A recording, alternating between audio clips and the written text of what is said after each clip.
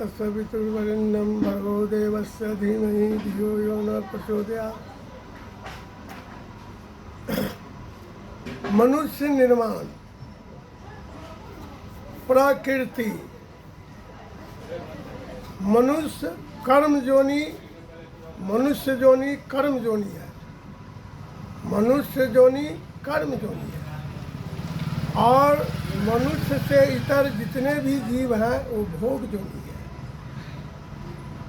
यानी प्रकृति, प्र माने दूसरा, कृति माने किया हुआ, दूसरे का किया हुआ। वह कौन सत्ता है, कौन शक्ति है? वह दूसरा जो तमाम भोग जोनी और कर्म जोनी के मनुष्य को बनाया, वनस्पति बनाया। वो एक निराकार ब्रह्म है, और वो कहाँ रहते हैं? तो कण कण में है विराजमान। लेकिन कण कण जो है उस कृति को नहीं समझ सकता। समझ कौन सकता है? तो मनुष्य। मनुष्य में जो वो निराकार ब्रह्म स्थापित है, क्योंकि अन्य जीवों को चेतना नहीं मिला, ज्ञान मिला।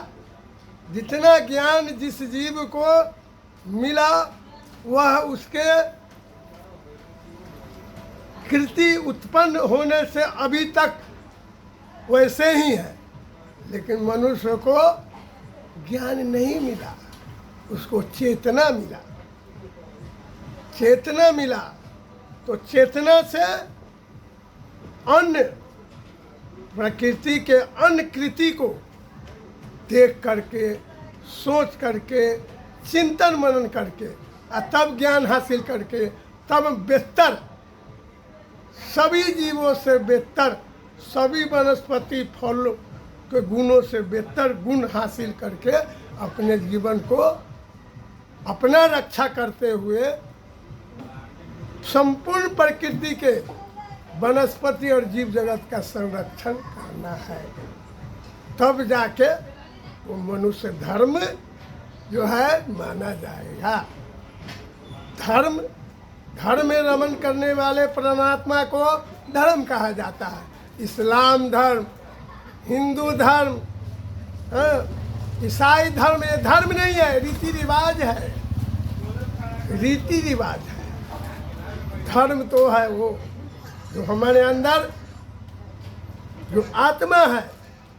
आत्मा वो मनुष्य धर्म को निभाने के लिए बराबर उत्प्रेरणा देती है। लेकिन एक मन है मनुष्य के अंदर जो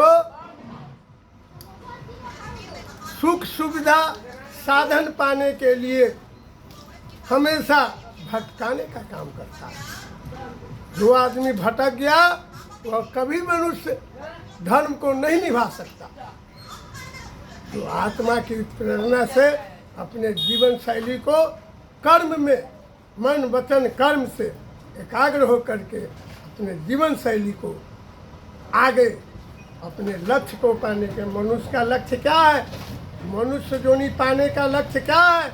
मोक्ष और मुक्ति। मोक्ष और मुक्ति तो आत्मा के प्रेरणा से उत्पन्न विचारों पर अपने जीवन शैली में मन वचन कर्म से एकाग्र होकर के जो अपने जीवन को संचालित करेगा, वही मोक्ष के राह पर अग्रसर होकर के मोक्ष प्राप्त करेगा। मोक्ष मिलने के बाद वो